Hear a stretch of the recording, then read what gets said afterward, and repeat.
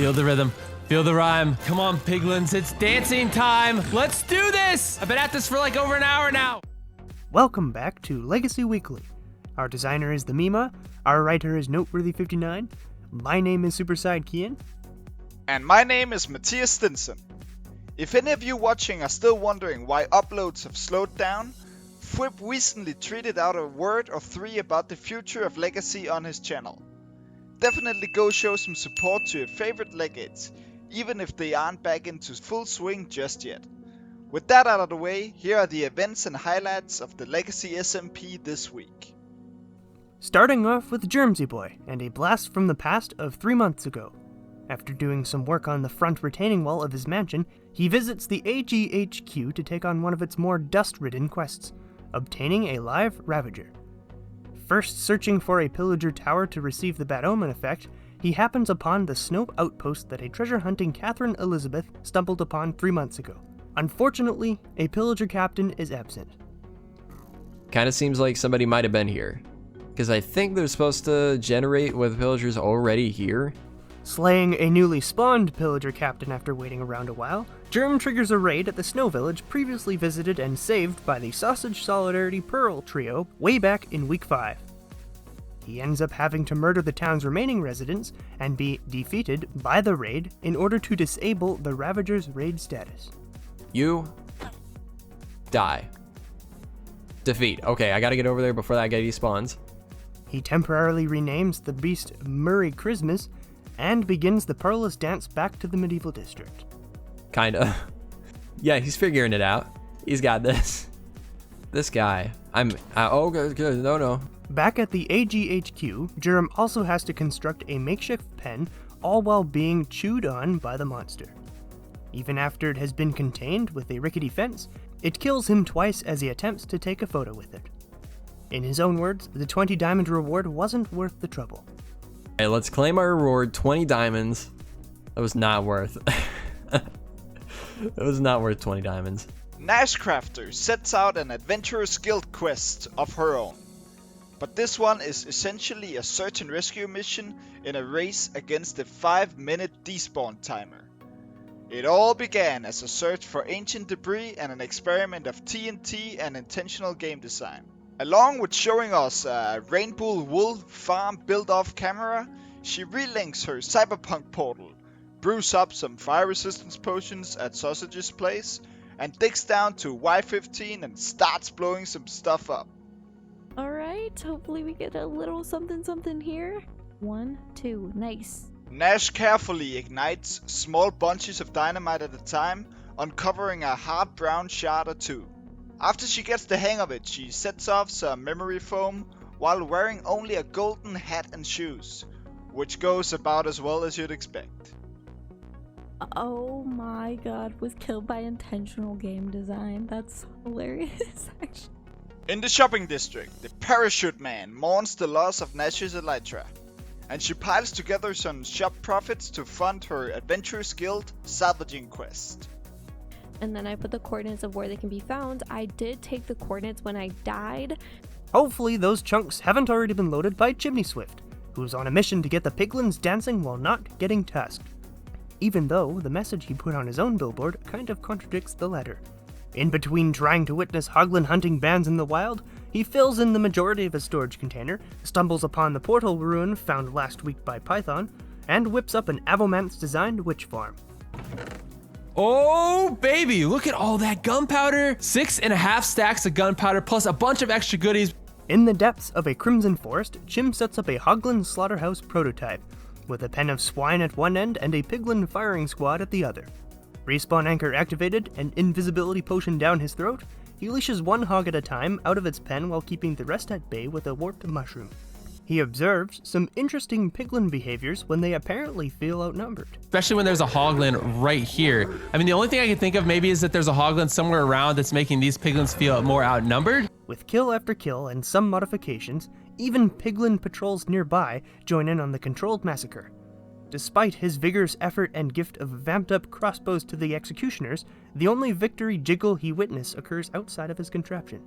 I haven't caused it to happen, like, by myself, but yo, we saw them dancing. That's so freaking exciting. Chim may need some farm help from Logical Geekboy, though that particular legate is knee-deep in his own arsenal of farm plans. Exploiting the regenerating obsidian platform every time an entity comes into the end, he builds a few hopper clocks to keep chunks in all 3 dimensions loaded. With a hunk of netherrack appearing in the end every 10 seconds, he AFKs and grinds 1200 obsidian for the next step of the iron farm's progress. Check out the shulker box, which is totally full. Awesome. And it should be, backed up a little bit as well. All right, great. That's great. Grab all of this as well. Between this week and the last, Logic has brought up an army of villagers and now shuttles them into their pods in the iron factory with activator rails and nether portal relinks. The testificates actually stick to their village schedules, even in hell, spelling doom to several before Logic can trap them on their little islands. Okay, and the last one over here. Quick. Uh-oh, where's he gone? Have we got a casualty?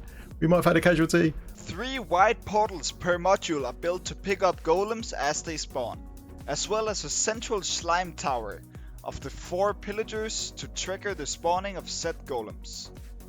Logic's first test sees metal robots erupting through the overworld side, and he acknowledges the now pressing need for an upgraded storage system. Oh my geez, look at this. Burning up. So we should get that many golems every 35 seconds. These are going to need to be sorted out. So I'm going to add a proper sorting system, probably shulker box loaders under here. Sliced Lime does just that in his steampunk airship tower, building up a multi-item sorter on stream twice, due to its original position being off by a single block. He shows the machine's various useful features before unwrapping gems present, curing his zombified mending villager, and collecting his bet earnings from the medieval square. So another waste to this, that's our starting point, but that's 7 diamonds for me. In his episode, Lime inserts clips of his extensive on-stream Bastion raids, now feeling ready to start work on his mega nether base. Prior to this, he'd recovered a diamond sword with no apparent owner even after asking about it in the Discord, planning to fuse its long list of enchantments onto his own blade. And if we put these together, that would be too expensive. 28 is not bad. We could do 28, and then we get sharpness 5. Python GB, however, has to leave many spare swords behind in the 5 end cities he loots on a mega resource gathering. Temporarily taking off the Spider Gang mask, he soars out across the void on the hunt for shulkers and sweet loot. The purple towers he encounters range in size from lonely asymmetrical outposts to a huge docking skyscraper overflowing with boxy boys and cursed gear. We got one of these crummy, single stack end cities. It's not even a city, it's just one freaking room. The adventure features everything from improper raiding etiquette and also etiquette. You gotta remove the chests if you looted them, man. Jeez. To strangely positioned end gateways. Just realized, check this out. There's actually 2 end return portals right next to each other. To rogue shulker orbs that don't know what they're doing with themselves. Oh god! What the... What? Where the crap did that come from? I ain't okay with that. Get out of here. After a final tally of the amassed loot, Python puts together prize boxes in the same tiers and amounts as before, without showing us their full contents, of course. Knowing that several legates at the machine got no bang for their buck, he opts to deliver the diamond blocks of Chim, Nash, and Big O back to their owners. I'm trying to find out who those people are in the Discord, and then I will go ahead and deliver their diamond blocks back to them. Finishing off with Avomant, who gets a coal and iron tier loot crate from the now restocked claw machine.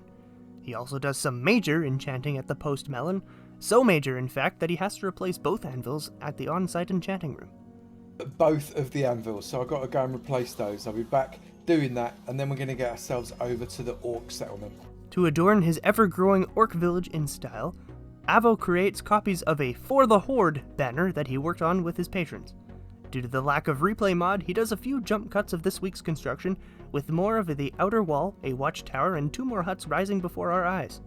A number of banners starting to go up. I need to get so much more red wall. I'm going to banner this place like it doesn't know what's happened. And that's about it for this recap. Our designer is the Mima, our writer is Noteworthy59, my name is Matthias Stinson. And my name is Superside Kian. Leave a like and subscribe if you enjoyed this episode, Thanks for watching, and stay tuned next week for another episode of Legacy Weekly.